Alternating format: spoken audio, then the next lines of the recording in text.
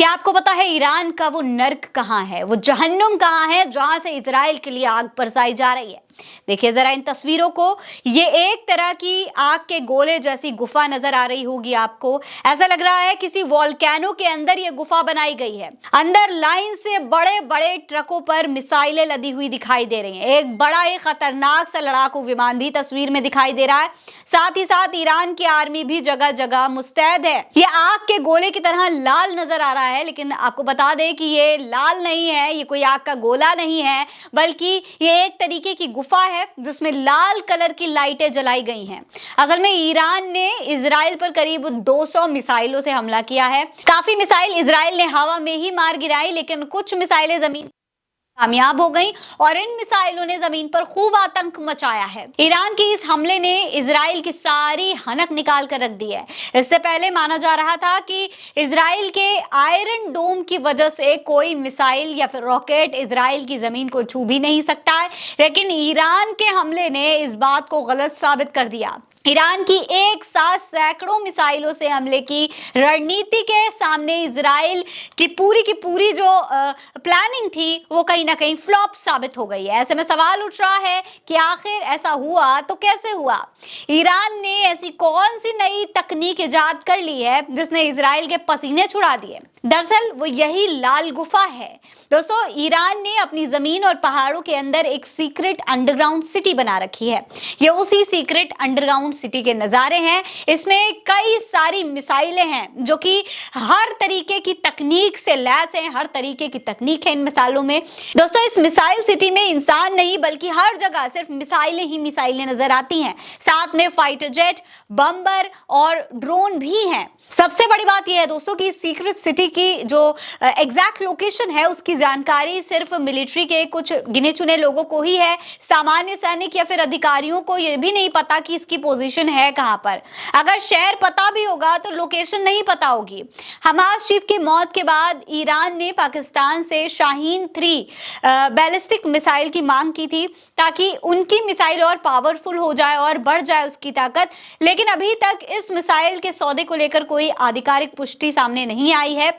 लेकिन ईरान इन missile city पर पूरी तरीके से एक्टिव है। लगातार इसका इस्तेमाल अपने परमाणु केंद्रों को बचाने के लिए करना चाहता है। बताया जा रहा है कि ये केंद्र नानताज और फोर्दो में है। नानताज और फोर्दो दोनों ही पहाड़ों के बीच में बनाए गए हैं।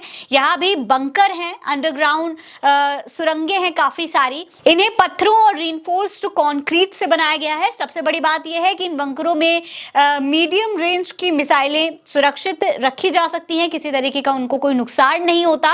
ये जो बंकर हैं दोस्तों, ये सतह से करीब 500 मीटर यानी कि आधा किलोमीटर की गहराई में बने हुए हैं। इतनी गहराई किसी भी तरीके के हमले से ईरानी हथियारों, मिसाइलों, फाइटर जेट्स को बचा सकती है बड़े ही आराम से।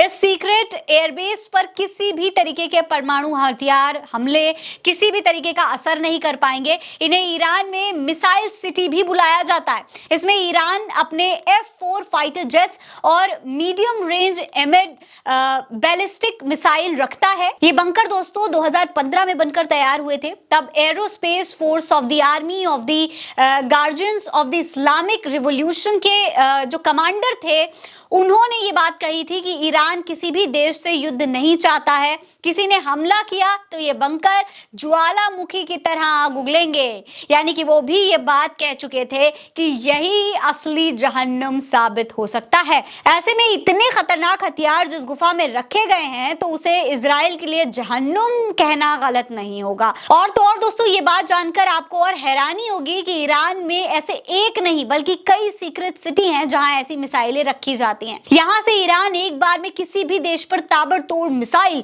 या फिर हवाई हमले कर सकता है। ईरान के लोरिस्तान में भी सबसे ज्यादा अंडरग्राउंड मिसाइल्स और फाइटर जेट्स के बेस बनाकर रखे गए हैं। इसके अलावा करमनशाह में 2 अंडरग्राउंड बेस हैं। इसके अलावा किसी और इस तरीके के बंकर का खुलासा आज तक नहीं हो पाया है। लेकिन एक बात तो तय है दोस्तों कि ये बहुत ही सीक्रेट तरीके से बनाए गए हैं। आसानी से कोई इनके बारे में पता भी नहीं लगा सकता है। ऐसे में अब इजराइल इजराइल के लिए तो ईरान की एक बार की जवाबी कार्रवाई में अच्छी खासी तबाही मचा दी है। साथ ही साथ अब ये चेतावनी भी दे दी है कि अगर आगे एक बार फिर से इजराइल कोई हमला करता है तो ये सीक्रेट सिटी इजराइल के लिए असली जहन्नम बन सकती है। फिलहाल इस खबर में इतना ही। ये खबर आप उल्टा चश्मा यूसी पर देख रहे हैं। नमस्कार। बड़ी बड़ी बातें चुगली में कह जाती हैं। हाय दैया। सड़कों पर लड़ने वाली प्रज्ञा यहाँ नया रूप दिखलाती हैं। बीजेपी वाले वर्मा जी के दुल्हन बोली। अवध की बिटिया को है अपनी बोली, अपने देश की माटी पर अभिमान।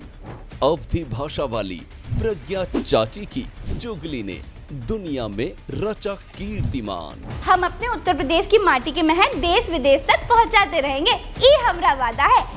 प्रज्ञा चाची की चुगली देश का पहला राजनीतिक पंचोरा। यहाँ सबकी धुलाई होती है। सीजन 2 जल्द आ रहा है।